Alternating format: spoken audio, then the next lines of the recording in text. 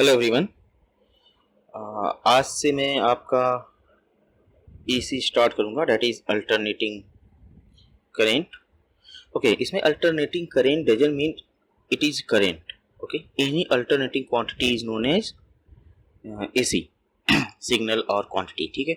सो देखो, आज के लेक्चर में मैं तीन चीज़ों पे फोकस करूंगा। पहला है what do you mean by AC and DC. Okay, second why we prefer AC over DC, क्योंकि पहले हम डीसी पे ही काम किया करते थे, बाद में हमने एसी में स्विच किया है। एंड देन एसी सिग्नल में भी why we use sinusoid. So अब हम देखते हैं what is DC and AC. So पहले हम देखते हैं DC, which is also known as direct current. Okay, और जैसा कि मैंने आपको पहले बोला था, direct current doesn't mean it is current. It is any quantity or signal or waveform. Voltage भी हो सकता है, करंट भी हो सकता है, पावर भी हो सकता है, या रैंडमली कोई भी सिग्नल हो सकता है। ठीक है। So what is DC? DC is DC quantity is a steady quantity that does not change with time. So जो भी क्वांटिटी या वेव फॉर्म या सिग्नल टाइम के साथ चेंज ना करे बट फिक्स हो, उसे हम डीसी कहेंगे। ओके, एग्जाम्पल है, अभी तक आपने जो भी पढ़ा था यूनिट 1 में या पहले डीसी एनालिसिस में, आपने डीसी बैटरी देखी थी, डीसी करंट सोर्स देखा था, ये सभी डीसी के एग्जाम्पल थे। सो अगर मैं वेव फॉर्म बनाना चाहूँ डीसी के लिए, तो देखो वेव फॉर्म कुछ इस तरीके का आएगा। मान लो मैंने वोल्टेज लिया, और ये टाइम एक्सिस है। So this is a DC. Okay, then this is also a DC. इसके लिए वैल्यू पॉजिटिव है और इसके लिए वैल्यू नेगेटिव है। ठीक। सो ये डीसी था। Now what is AC? AC quantity or signal is alternating quantity with zero average value over one time period for a periodic signal. So कोई भी अल्टरनेटिंग क्वांटिटी जिसकी एवरेज वैल्यू जीरो हो, okay, और अगर periodic signal है तो over one time period, periodic signal के लिए over one time period average should be zero, और देन हम बोलेंगे कि ये एसी क्वांटिटी है। ओके, सो देखो एसी आप कैसे बनाते हो।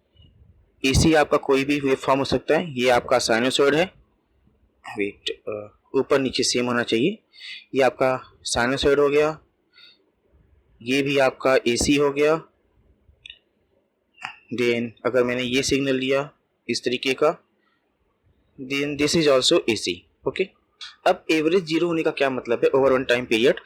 मैं नॉर्मली इस इलेक्ट्रिकल में, या ये कह लो कि नॉर्मली हम यहाँ पे डील कर रहे होंगे पीरियोडिक सिग्नल के साथ ही। पीरियोडिक सिग्नल क्या होता है? सिग्नल जो एक टाइम के बाद रिपीट करना चालू करते हैं। तो अगर मैंने ये साइनोसॉइडल वेवफॉर्म जैसे लिया है मान लो, तो देखो इसके बाद ये वापस से ऐसे ही आ रहा होगा, तो इतने टाइम के बाद ये रिपीट हो गया। इसमें देखो आप, ये सिग्नल रिपीट हो रहा है बार बार। इसमें देखो आप, ये सिग्नल रिपीट हो रहा है बार बार। तो ये इसका पीरियड हो गया, ये इसका पीरियड हो गया, ये इसका पीरियड हो गया। सो this is periodic signal. Okay, so over one time period अगर इसका एवरेज जीरो है, तभी हम बोलेंगे कि ये प्रॉपर एसी है। अब इस केस में देखो आप, प्योर साइनसॉइड एवरेज आप कैसे निकालते हो? एवरेज के लिए आप लेते हो area under the curve divided by, means area under curve for a given time period divided by that time period. So इसमें मैं अगर वन टाइम पीरियड की निकाल रहा हूँ एवरेज, तो क्या होगा? एरिया अंडर कर्व, ये आपको पॉजिटिव वैल्यू देगा। मान लो ये प्लस के दे रहा है, तो यहाँ से आपको माइनस के मिलेगा। सो टोटल एरिया जीरो हो गया। सिमिलरली यहाँ पे देखो, यहाँ पे प्लस के मिलेगा, यहाँ माइनस के मिलेगा। सो इसके लिए भी total area over one time period zero हो गया। इस वाले में देखो अगर आप, ये सिमेट्रिकल ही है। सो यहाँ पे आपको अगर प्लस के मिल रहा है, यहाँ पे आपको माइनस के मिलेगा एरिया। ओके, सो ओवरऑल इन तीनों सिग्नल्स में आपको area under the curve for one time period is zero. So ये सारे के सारे आपके प्योर एसी सिग्नल हैं। ओके, सो नेक्स्ट आता है हमारे पास which is also known as mixed AC and DC. So mixed AC और डीसी में क्या होता है actually? This is signal or quantity with both AC and DC component. तो इसका एग्जांपल देख लो।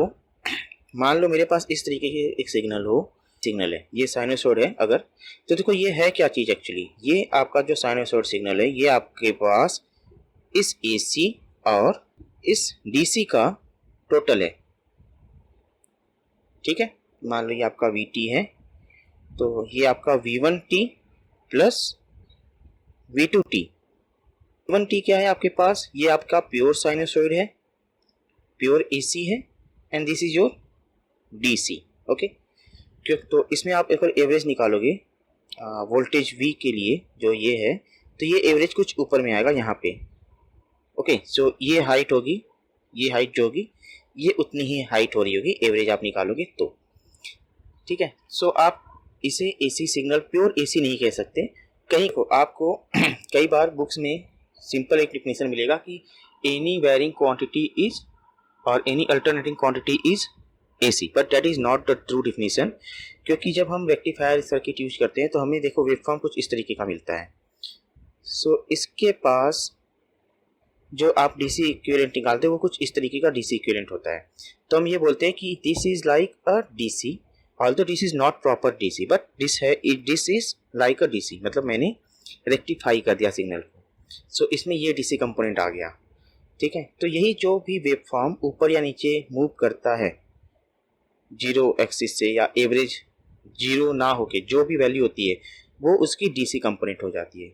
ठीक है, अब मैंने मान लो अगर इस तरीके का कोई वेवफॉर्म लिया, ये भी आपका प्योर AC नहीं होगा क्योंकि इसका DC कंपोनेंट कहीं यहाँ पे आ रहा होगा। Okay, so this two signals, इससे पहले मैंने जो आपको साइनसॉइड दिखाया था, these are examples of AC plus DC। Okay, so आपने AC एंड DC देख लिया क्या होता है। अब हम देखते हैं why we prefer AC over DC। So हमारे पास तीन मेन रीजन है why we prefer AC over DC। पहला रीजन क्या है, DC motor and generators limitation. So DC motor और जनरेटर जो होते हैं उनके कुछ लिमिटेशंस होते हैं as compare to AC motor and generator. Second is power transmission limitation of DC।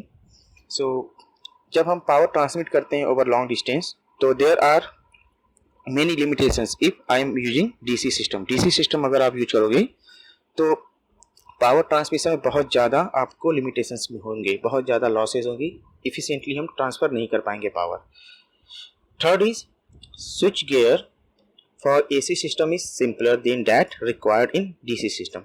सो पहला रीजन था मेरा DC generator and motor limitations. तो देखो होता क्या है बेसिकली, जब DC स्टार्टिंग में आया था देन हम वही यूज करते थे, but DC is preferred for low power applications. Low power applications like electroplating and battery charging, इनमें हम DC पावर को या DC को यूज प्रीफर करते हैं और DC यूज हो सकता है।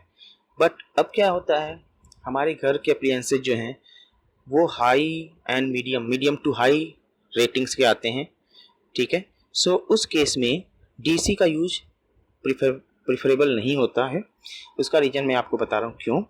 DC सिस्टम, मोटर या जनरेटर, ठीक, DC सिस्टम में आप मोटर या जनरेटर जो भी लो, इसमें मेरे को कॉम्यूटेटर चाहिए, दिस रिक्वायर कॉम्यूटेटर। अब कॉम्यूटेटर क्या है actually, commutator is basically a electrical switch जो कि AC को DC में और DC को AC में कन्वर्ट करता है। और दूसरी चीज़, ये कॉम्यूटेटर लगा होता है आर्मेचर पे, mounted on armature which is rotating part of motor, जो कि रोटेटिंग पार्ट होता है मोटर का या जनरेटर का। ठीक है, सो अब इस कॉम्यूटेटर की वजह से हमें कई सारी लिमिटेशंस होती हैं। तो अब मैंने आपको बताया था कि हाई रेटिंग्स की मोटर चाहिए होगी। अब हाई रेटिंग्स की मोटर अगर चाहिए तो उसके लिए मेरे को जो कॉम्यूटेटर डिजाइन करना होगा वो कॉम्यूटेटर भी बड़ा होना चाहिए। कॉम्यूटेटर एक्चुअली करंट को कलेक्ट करता है and then convert AC to DC and DC to AC। So large commutator हमें चाहिए होगा। अब इस लार्ज कॉम्यूटेटर की वजह से हमारा जो कॉस्ट है, ओवरऑल कॉस्ट DC मोटर का, वो बढ़ जाएगा। ओके, सो अब मैं सेकेंड चीज़ देखता हूँ DC मोटर में क्या है। सी कॉम्यूटेटर एक्शन की वजह से, क्योंकि मैंने आपको बताया था commutator is like a switch, so switching की वजह से स्पार्किंग आ सकती है।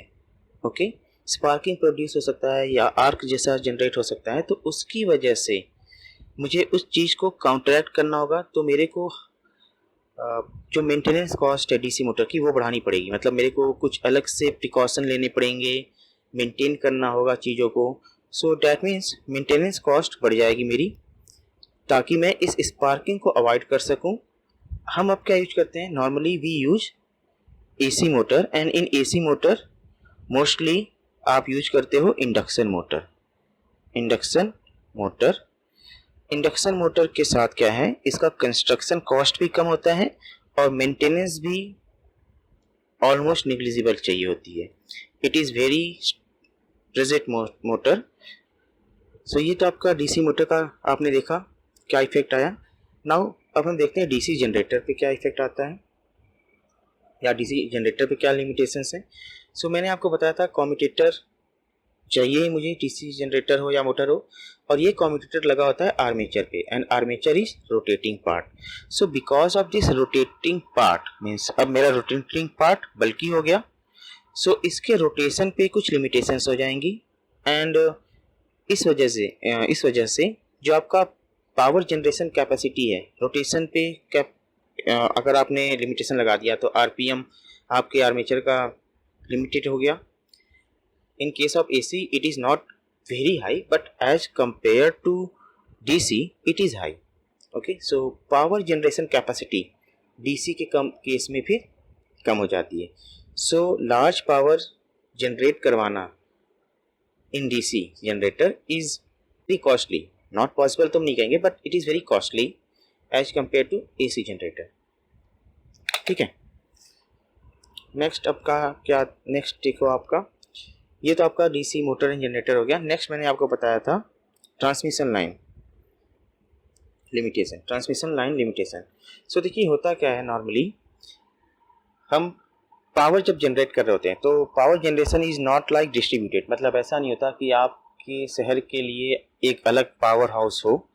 पावर कहीं एक जगह जनरेट होती है और वो लार्ज डिस्टेंस पे मीन्स बहुत दूर कहीं फिर हम उसे डिस्ट्रीब्यूट करते हैं। ओके, होता क्या है, पावर प्लांट होता है, तो पावर प्लांट में पावर जनरेट होता है, फिर ये ट्रांसमिशन लाइंस के थ्रू फैक्ट्रीज या फिर हाउस होल्ड्स में सप्लाई की जाती है। ओके, सो इस पावर ट्रांसमिशन में लॉसेस भी होती हैं। कैसे होती हैं, देखो ये मान लो आपने जनरेटर सेक्शन लिया है या पावर प्लांट जहाँ पे पावर जनरेट हो रहा है, और ये आपने कंडक्टर्स के थ्रू, ये ट्रांसमिशन लाइन क्या है actually, basically it is conductors, तो कंडक्टर्स के थ्रू मैंने इसे लोड को ट्रांसफ़र कर दिया। ठीक है, लोड मीन्स फैक्ट्री हो गया या हाउस होल्ड्स हो गए, यहाँ पे मैंने ट्रांसफ़र कर दिया। तो इसमें आपको पता है कि आई स्क्वायर आर लॉस आएगा, आई स्क्वायर आर लॉस आएगा। तो अब मेरा काम क्या है, मैं ये चाहता हूँ कि मेरा पावर ट्रांसमिशन मोस्ट इफिशियंटली हो, that means this I square R loss भी minimum. Okay, so I square R loss minimum करने के लिए मेरे पास ऑप्शन क्या है, या तो मैं रेजिस्टेंस को कम कर दूँ या करेंट को कम कर दूँ। तो देखते हैं हम क्या कर सकते हैं। ओके, सो अब आप देखो मेरे पास होता क्या है, मेरे पास है R equals to rho L by A. अगर मैं रेजिस्टेंस कम करना चाहूँ तो मेरे को क्या करना होगा, रेजिस्टिविटी घटानी होगी। रेजिस्टिविटी घटाने का मतलब है कि मैं ऐसे मटेरियल्स यूज करूँ जिनकी रेजिस्टिविटी कम हो, और ये केस आपका सिल्वर या गोल्ड जैसे मेटल्स के साथ होता है, बट सिल्वर और गोल्ड हम इकोनॉमिकल भी नहीं है, और अगर यूज किया तो वो वैसे भी गायब हो जाएंगे, तो ये तो कैंसिल आउट हो गया। हम रजिस्टर का लेंथ कम कर दें, ये तो हो नहीं सकता क्योंकि हमें इस लेंथ तक वायर ट्रांसफ़र करना ही है। उसके बाद क्या ऑप्शन बचा, एरिया, तो मैं एरिया बढ़ा दूँ, means cross sectional area of this wire बढ़ा दूँ। अब देखो ये क्रॉस सेक्शनल एरिया अगर आप वायर का बढ़ाओगे, ठीक है, अगर आपने क्रॉस सेक्शनल एरिया बढ़ा दिया इस वायर का, तो इससे होगा क्या, एक तो इस वायर की वेट ज़्यादा हो जाएगी, वेट ज़्यादा होने का मतलब है हमें ज़्यादा मटेरियल चाहिए होगा, डैट मीन्स ये कॉस्टली होगा। दूसरा, ये वायर आपने देखा होगा ये इस तरीके से पोल्स के थ्रू पोल्स पे लगे होते हैं। ठीक है, वायर्स आपके पोल्स पे लगे होते हैं इस तरीके से। ठीक है, तो अब इन पोल्स की स्ट्रेंथ भी ज़्यादा होनी चाहिए ताकि वो इस मोटे वायर को सपोर्ट कर सके, तो इस पोल का भी कॉस्ट बढ़ जाएगा। तो एरिया बढ़ाना भी कॉस्ट इफेक्टिव नहीं हुआ, क्योंकि मेरा अल्टीमेट टारगेट क्या है, या कंपनी का अल्टीमेट टारगेट क्या होता है कि मैं चीज़ों को ऑप्टिमाइज्ड वे में यूज करूं। तो अब मेरे पास जो ऑप्शन बचता है, रेजिस्टेंस कम करने का ऑप्शन तो फिजिबल नहीं हुआ, तो अब मैं क्या करूंगा, अब मैं करूंगा करेंट को कम करने की कोशिश करूंगा। ठीक है, और करेंट कम करने से मेरे पास एक इफेक्ट और अच्छा आएगा कि ये आई स्क्वायर के टर्म में पावर लॉस कम होगा। ठीक है, तो देखो मेरे पास एक ऑप्शन होता है, मैं आई को कम कर सकता हूँ using a device known as transformer. तो मैं हल्का सा आपको ट्रांसफार्मर के बारे में बता देता हूँ क्या है। देखो ट्रांसफार्मर में क्या होता है, हमारे पास दो वाइंडिंग होती है, primary and secondary. Primary side की वोल्टेज मान लो V1 I1 है, सेकेंडरी साइड की मान लो V2 I2 है। तो बेसिकली ये transformer is a constant power and constant frequency device. Okay, so V1 I1 is equals to V2 I2 होगा। सो अगर अब देखो इसमें क्या है, मेरे को दो टाइप के ट्रांसफार्मर मिलते हैं, बेसिकली तीन होते हैं, step up, step down and 1-to-1 transformer. But transmission line के केस में हम step up and step down पे ही फोकस करेंगे अभी। सो स्टेप अप ट्रांसफार्मर वो होता है जिसमें V2 की वैल्यू V1 से बड़ी होती है, यानी कि secondary side voltage is more than primary side voltage. That means अब V2 is greater than V1 but V1 I1 equals to V2 I2, so I2 must be less than I1। तो देखो मैंने करेंट को, यानी कि suppose यहाँ पे power generate हुआ, यहाँ मैंने स्टेप अप ट्रांसफार्मर लगा दिया, तो यहाँ का जो करंट था वो I1 था, लेकिन अब इधर का करंट क्या हो गया I2, और मुझे पता है कि I2 is less than I1, I2 is less than I1, यानी कि I स्क्वायर R लॉस मैंने कम कर दिया, करंट क्योंकि मैंने कम कर दिया है। लेकिन इसके लिए हुआ क्या, वोल्टेज भी बढ़ाना पड़ा। ओके, सो वोल्टेज जो बढ़ाते हैं हम, ये वोल्टेज हम काफ़ी हद तक बढ़ा देते हैं। लाइक हमारे यहाँ जो पावर जनरेशन होती है वो नॉर्मली 11 किलो वोल्ट तक होती है, फिर इसे ट्रांसमिट करने के लिए हम 220 किलो वोल्ट तक बढ़ा देते हैं। ओके, तो ये 220 किलो वोल्ट की पावर, मतलब वोल्टेज हम फैक्ट्रीज को या हाउस होल्ड्स को नहीं देंगे, तो हम एक स्टेप डाउन ट्रांसफार्मर यूज करेंगे। तो स्टेप डाउन ट्रांसफार्मर क्या होता है, जिसमें V2 is less than V1, that means secondary side voltage is less than primary side voltage, और इस केस में I2 will be greater than I1 हो जाएगा। तो अब हम यहाँ पे स्टेप डाउन ट्रांसफार्मर यूज करेंगे, तो ये 220 किलो वोल्ट को स्टेप डाउन करके जो रिक्वायर्ड वोल्टेज है लाइक 440 वोल्ट और 220 वोल्ट पे ले आता है। और ये एक ही ट्रांसफार्मर नहीं होता, ये सक्सेसिव ट्रांसफार्मर्स होते हैं। ठीक है, ये सक्सेसिव ट्रांसफार्मर्स होते हैं और ये स्टेप डाउन कर देता है और मेरे को फिर हाउस होल्ड में सप्लाई मिल जाती है, और करंट जो चाहिए होता है वो करंट भी रेटेड करंट मिल जाता है हमें। सो इस तरीके से हम करंट को बढ़ा के ट्रांसमिशन लॉस को कम कर सकते हैं। बट लेकिन ये जो ट्रांसफार्मर एक्शन था, ठीक है, ये वोल्टेज का बढ़ना, करंट का कम होना, ये तभी पॉसिबल है जब हमारे पास एसी सिग्नल होगा। उसका रीजन ये है कि ईएमएफ इंड्यूस होता है ट्रांसफार्मर में, that is directly proportional to d phi by d t and phi is directly proportional to I. So अगर d phi by d t मिल रहा है तो ये phi must be varying. Okay, so it must be AC signal, और phi is flux. अगर phi AC है that means this current should be AC, current AC, that means that power जो generate हो रहा है या वोल्टेज जो है that must be AC. DC के केस में the transformer will not act at all. ठीक है, सो ट्रांसमिशन लाइन में लिमिटेशन आ गई, हम डीसी सिग्नल को ओवर लार्ज डिस्टेंस ट्रांसमिट नहीं कर सकते बिकॉज पावर लॉस बहुत ज़्यादा होगा, क्योंकि हम ट्रांसफार्मर का कॉन्सेप्ट यूज नहीं कर सकते। ठीक है, ओके, सो अब तीसरा केस देखते हैं हम स्विच गियर का। सो मैंने आपसे बताया था switch gear designing is easy for AC system as compare to designing switch gear for DC system, and switch gear means circuit breaker और switches। ठीक है, तो मैं एक स्विच का एग्जांपल लेके देखता हूँ। पहले मैं लेता हूँ DC सिस्टम के लिए। तो मान लो ये आपका एक स्विच है, ये आपका DC सिग्नल दिख रहा है आपको, ठीक है, ये आपका DC सिग्नल है जो कि कंटिन्यू मतलब फिक्स है एक पर्टिकुलर वैल्यू पे। सो मान लो at t equals to 0 switch close था, and at t equals to d dash at t equals to t dash मैंने स्विच को ओपन किया। तो होगा क्या, जो भी इलेक्ट्रिकल अप्लायंसेस होते हैं, electrical appliances does not allow sudden change in them. Electrical appliances does not allow sudden change in current flowing through them और वोल्टेज अक्रॉस देम। तो होगा क्या, जब आप इस स्विच को ओपन करोगे और इसमें कुछ करंट पहले फ्लो कर रहा होगा, so there is sudden change आने की कोशिश होगा, बट वो सडन चेंज नहीं होगा, क्योंकि यहाँ पे जब जैसे ही आप स्विच ओपन करोगे इस एयर गैप में कुछ करंट फ्लो करना चालू कर देगा, और due to this current there may be arc, और ये आर्क की वजह से मेरे को क्या मिल सकता है, कुछ जो हमारी डिवाइस है वो डिवाइस या ये स्विच खराब हो सकती है, हीटिंग इफेक्ट ज़्यादा हो सकता है इस आर्क की वजह से। ठीक है, सो हमें यहाँ पे एक्स्ट्रा प्रिकॉशन लेना पड़ता है जब भी स्विच गियर को हम डिजाइन करते हैं डीसी सिस्टम के लिए। बट जब हम एसी सिस्टम लेते हैं तो देखो एसी सिस्टम में क्या होता है, एसी सिग्नल मिला आपको, इस एसी सिग्नल में मेरे को हर एक साइकिल में 2 बार, साइकिल अगर मैंने यहाँ से स्टार्ट किया तो यहाँ तक आते आते जस्ट इस पॉइंट तक आपको देखो 2 बार 0 पॉइंट मिलेगा। ठीक है, तो हमें 2 0 मिलते हैं एक साइकिल में। अब मैं अगर 50 हर्ट्ज की सप्लाई की बात करूं, सो 50 हर्ट्ज की सप्लाई है, that means 50 cycle in 1 second और 50 साइकिल इन 1 सेकेंड, यानी कि 1 सेकेंड में मेरे को 100 बार 0 मिलेगा, 100 जीरोस इन 1 सेकेंड, इस तरीके से। ठीक है, ये मेरे को 0 मिलते जाएंगे। अब मैं अगर स्विच को ओपन करना है मेरे को, तो मैं इस स्विच को जब ये 0 क्रॉसिंग का करंट पास हो रहा उस समय मैं तेजी से अगर स्विच को ऑन कर दूं तो यहाँ पे आपका इस समय कोई भी करंट नहीं फ्लो कर रहा, क्योंकि ये तो एसी के करंट का नेचर ही ऐसा है कि ये 0 हो रहा है उस समय, तो यहाँ पे कोई सडन चेंज नहीं होगा आपका। ठीक है, सो आर्क जनरेशन जो हो रही थी डीसी के केस में वो एसी के केस में नहीं होगी, तो मेरे को एक्स्ट्रा प्रिकॉशन जैसे चीज लेने की जरूरत नहीं पड़ेगी। So designing this AC switch gear for AC is easier as compared to designing switch gear for DC signal। ठीक है, तो ये तो आपने देखा कि हम AC क्यों यूज करते हैं। अब मैं फोकस करता हूँ कि why we prefer sinusoid over AC।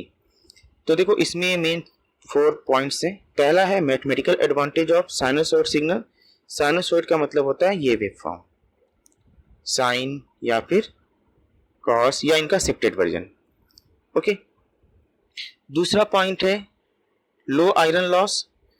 Third point is smooth and efficient operation of electrical machine. Fourth point is less interference in telephone line. Okay, अब तो खैर मोबाइल्स आ गए, but less interference in telephone lines. So हम एक एक point को discuss करते हैं। तो पहले हम देखते हैं मैथमेटिकल एडवांटेज क्या है। तो देखो है क्या, मेरे को अगर साइनोसॉइडल वेवफॉर्म मिलता है, मान लो AM साइन ओमेगा टी, कुछ इस तरीके का, यही है। ओके, ये आपको कोई सिग्नल है, मान लो करंट, ये मान लो करंट IT है, AM साइन ओमेगा टी, ये अब साइनोसॉइडल वेवफॉर्म हो गया या साइनोसॉइडल सिग्नल है।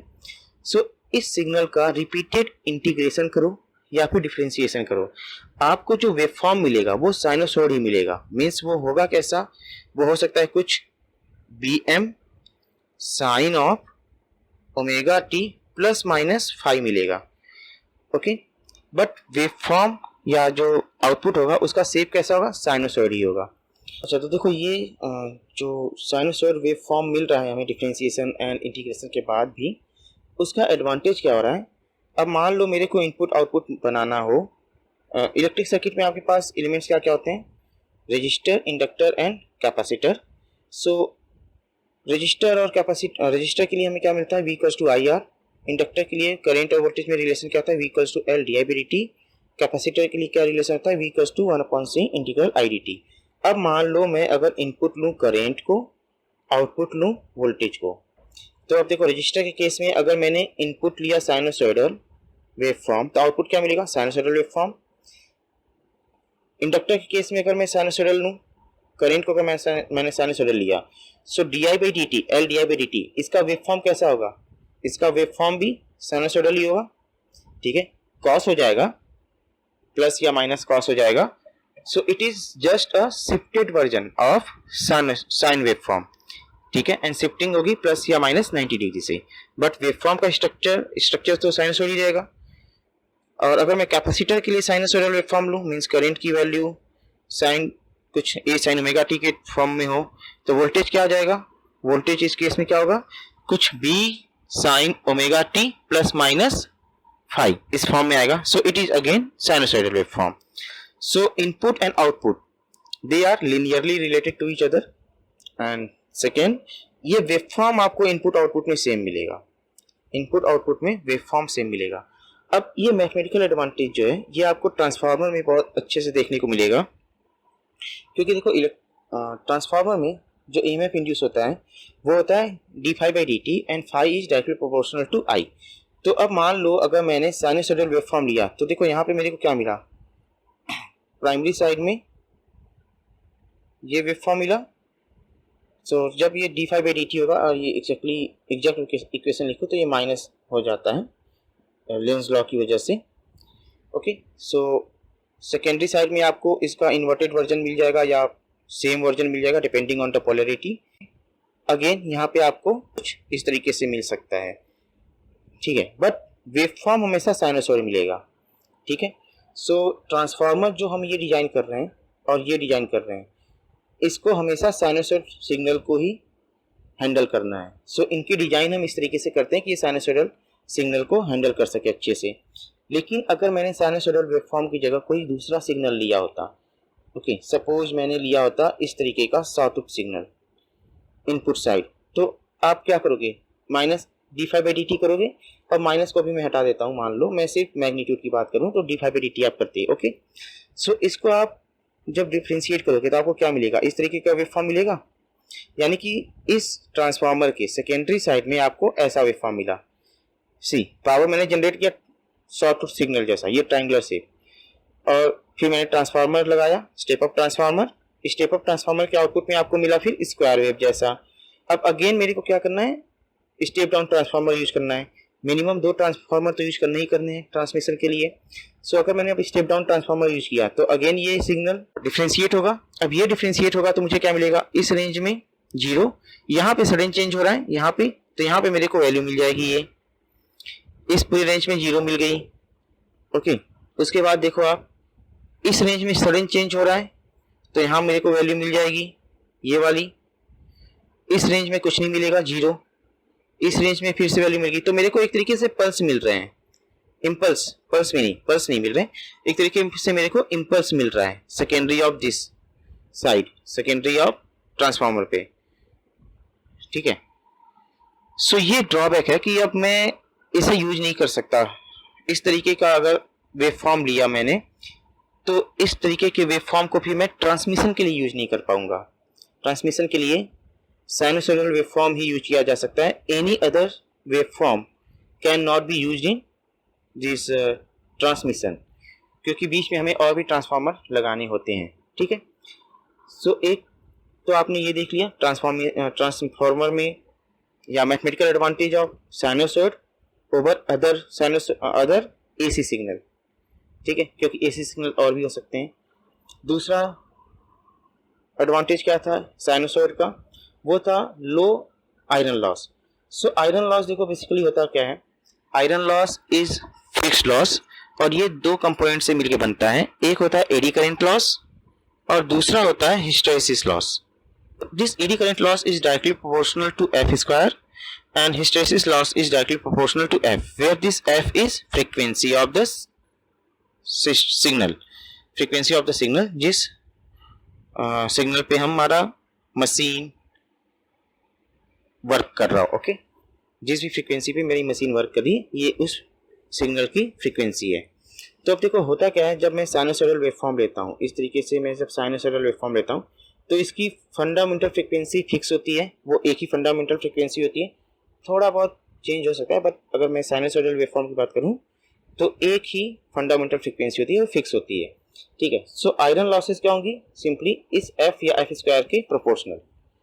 लेकिन अगर मैं इस साइनसॉइडल वेवफॉर्म के अलावा कोई और वेवफॉर्म लूं, सपोज मैंने ये स्क्वायर वेव जैसा लिया, ये पल्स जैसा लिया, तो इसमें क्या होता है, ये जो आपको सिग्नल दिख रहा है, this signal is actually made up of many frequencies with different amplitude, ठीक है।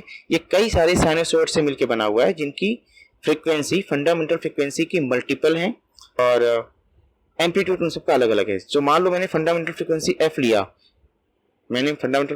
तो इसमें आपके पास F1, F2, F3 ऐसी कई सारे फ्रीक्वेंसीज होंगे, where F1, F2, F3 are more than this frequency F। सो अब क्या हुआ, आपको इस वेवफॉर्म में अलग अलग फ्रीक्वेंसीज हैं जो कि बेस फ्रीक्वेंसी से ज़्यादा हैं, और आपको ये पता है कि iron loss and hysteresis loss is directly proportional to F और एफ स्क्वायर। सो अगर आपने साइनोसॉइडल वेवफॉर्म के अलावा कोई दूसरा वेवफॉर्म लिया तो उसमें बेस फ्रीक्वेंसी के अलावा भी कई फ्रीक्वेंसीज होंगी जो कि बेस फ्रीक्वेंसी से ज़्यादा होंगी, इसलिए iron loss and hysteresis loss ज़्यादा हो जाएगा उस पर्टिकुलर सिग्नल की वजह से केवल। ठीक है, even this signal is also consisting of many frequencies. और ये जो फ्रीक्वेंसीज आप देख रहे हो ये आप फोरियर एनालिसिस से निकाल सकते हो। आपने फर्स्ट ईयर में ही मैथ में पढ़ा होगा फोरियर एनालिसिस, तो उसमें आप देखते होगे कि कोई भी सिग्नल कई सारी फ्रीक्वेंसीज से मिलके बनती हैं। सो ये आपका आयरन लॉस हो गया। नेक्स्ट पॉइंट है आपका smooth and smooth operation and more efficiency of machine. So देखो है क्या, क्योंकि मेरे पास जो प्योर साइनसॉइडल है उसमें सिर्फ एक ही फ्रीक्वेंसी होती है, तो स्मूथ सा ऑपरेशन मिलता है मेरा मशीन का। क्योंकि सो ये आपका प्योर सिग्नल था। अब अगर इस प्योर एसी सिग्नल में मैं इसी के थर्ड हार्मोनिक्स को ऐड कर दूं और उसका एम्पलीट्यूड हाफ ले लूं तो मेरे को कुछ ऐसा सिग्नल मिलेगा। तो यहाँ पे देखो आपको कुछ डिस्टर्बेंस जैसा दिख रहा होगा। तो इसकी वजह से जो मोटर का या जनरेटर का या मशीन का ऑपरेशन होता है वो स्मूथ नहीं हो पाता, थोड़ा उसमें फ्लक्चुएशन आने लगता है। ठीक है, तो ये तो स्मूथ ऑपरेशन था। नेक्स्ट मशीन की इफिशियंसी की अगर हम बात करें तो आपको अभी पिछले पॉइंट में आपने देखा था कि कोर लॉसेस बढ़ जाते हैं। साइनसॉइडल सिग्नल के अलावा अगर मैं कोई दूसरा सिग्नल लूँ तो उसमें कोर लॉस बढ़ जाएगा, और अगर कोर लॉस बढ़ गया तो इफिशियंसी तो ऑब्वियसली कम हो जाएगी बिकॉज आउटपुट हमें कम मिलेगा। And efficiency is what, output upon input. ठीक है, तो इफिशियंसी कम हो जाती है मोटर की। अब नेक्स्ट पॉइंट आपका आता है disturbance on in telephonic line. So actually जो टेलीफोनिक लाइंस होती हैं उसमें disturbance is directly proportional to F, और क्योंकि साइनसॉइड में सिर्फ और सिर्फ फंडामेंटल फ्रीक्वेंसी होती है सो इसी वजह से इसमें डिस्टर्बेंस कम होगा। टेलीफोनिक लाइंस में जो भी डिस्टर्बेंसेस होती हैं वो कम होती हैं।